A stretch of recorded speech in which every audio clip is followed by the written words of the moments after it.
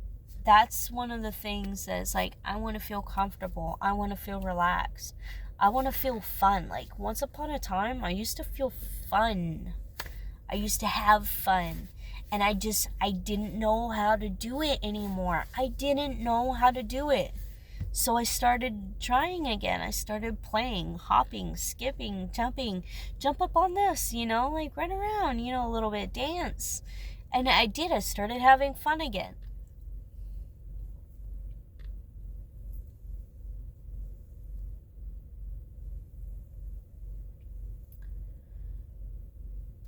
And I'm struggling with that again because of the relationship that I went through and the pain that I went through and all the lessons that I had to learn. It was really, really difficult. And then after everything fell through, I burnt out. So I just up and quit my job because it was getting pretty toxic there. And I was literally passing out on the road, on the way home, on the way there, both. I was exhausted. I was unbelievably exhausted. And then I was home alone for the first time, and it scared me. I literally lived in my car for like a month. I'm not kidding you. I was in my car for a month because I was too afraid to be at my house. I couldn't find the energy. I couldn't find the motivation. I was torn apart by the tower that everything just seemed to be falling through left and right. And I didn't understand how in the hell was that supposed to be good for me. It just kept getting worse, it felt like. So I lost my job, and then I ended up losing the house. I was without electricity for, I think, a week or two. And then my sister's boyfriend and their friend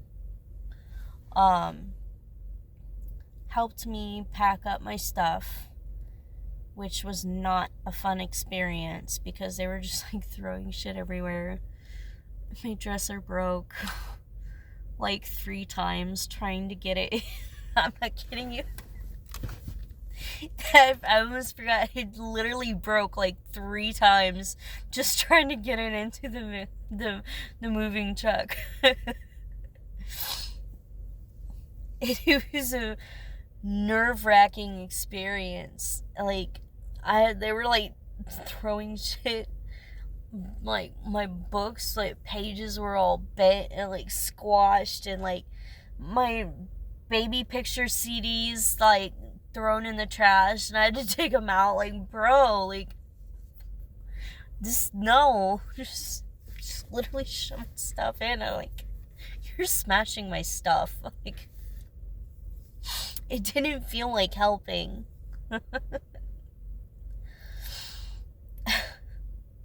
And then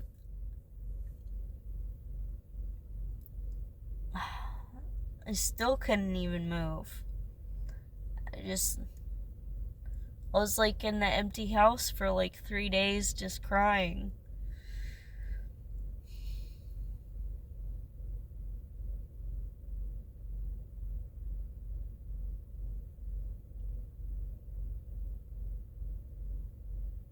Then I've had my own struggles since I've been here.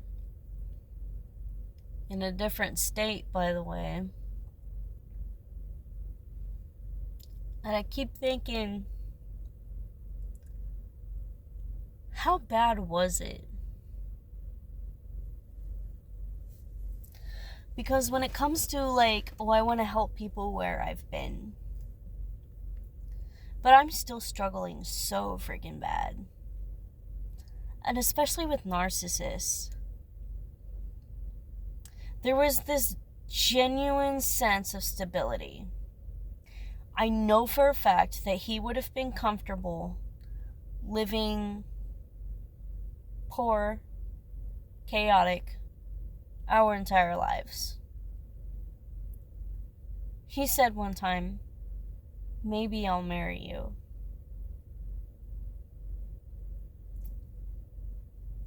I mean, I would have taken the hug without that, but thanks. In fact, the hug without that comment would have been 20 times better. Because then at least I would have thought that he loved me.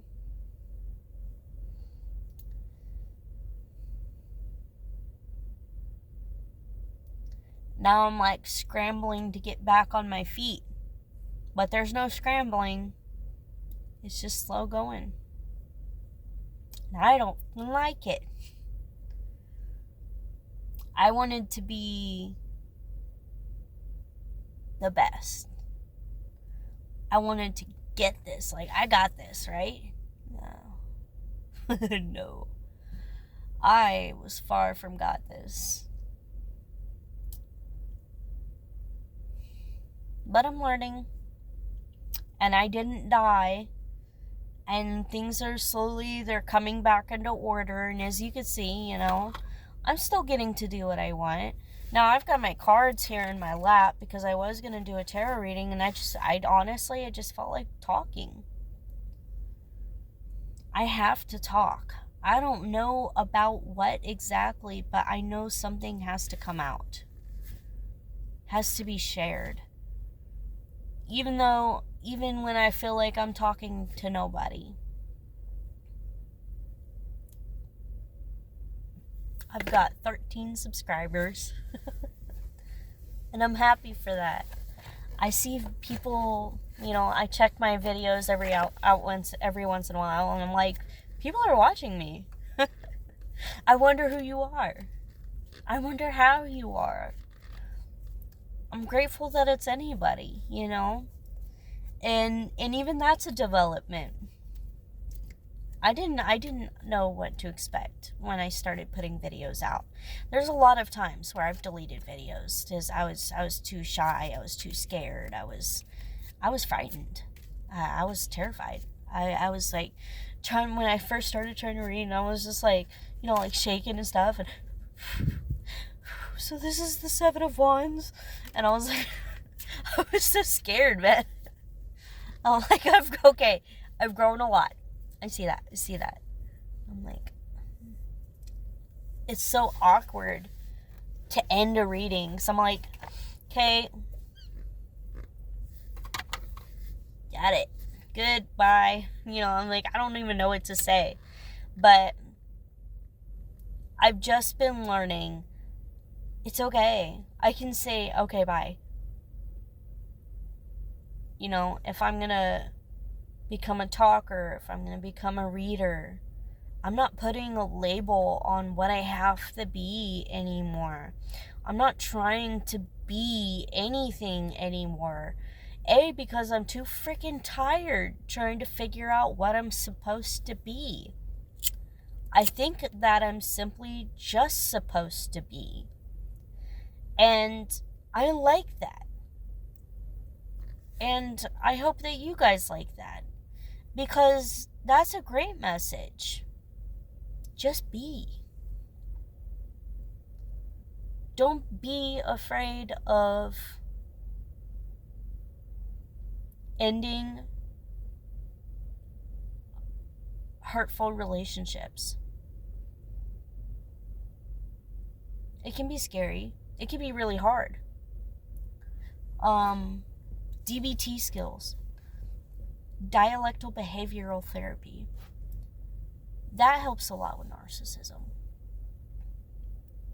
You can implement boundaries with people that don't make you happy. And you can do that with people you love. People like, well, I've been friends with so-and-so for years. I don't want to cut that off. Okay, you don't have to cut that off. So then find isolate the behaviors that you don't particularly find enjoyable. I can only hang out with so-and-so for 2 hours before they start being an ass. All right. So when you engage with so-and-so for 2 hours, or when you engage with so-and-so, make sure it's just 2 hours, and make sure you find something that's good enough to cut the situation off and split ways, like a movie. I'll hang out with that friend and we'll watch a movie, or maybe eat a dinner or a lunch or play video games. Okay, then after 2 hours, time to go home. I've got to go. Or, I need to start doing chores. So, good night. I'll see you tomorrow. Or phone calls. If it's only 5 minutes, fine.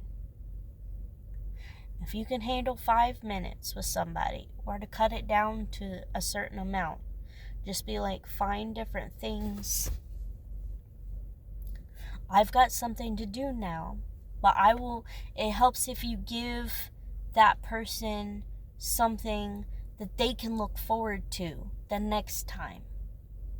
See, that's not cutting somebody off, but it is having a boundary. Not now, but later. I can call you back tomorrow.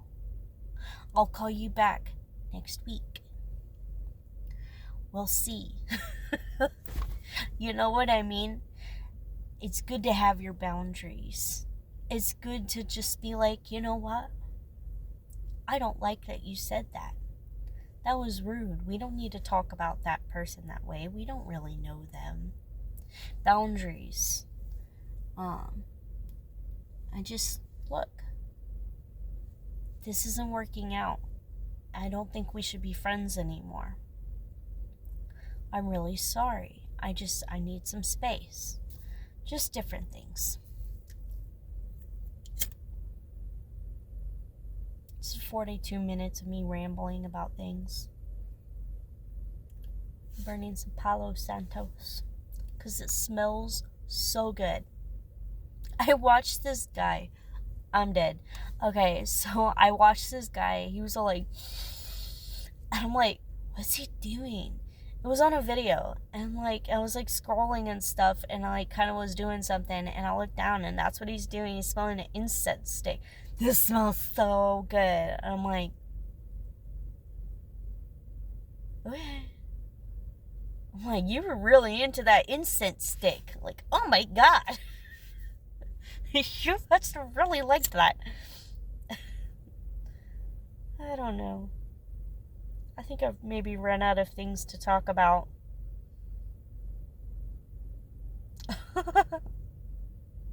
But I'm gonna post another video of this really fucking toy, this really fucking funny toy I found. Oh my god. Okay, you'll see it. I'll post it. Alright, I'm gonna hop off here. I'm gonna post both these videos. I'll talk again later. Bye.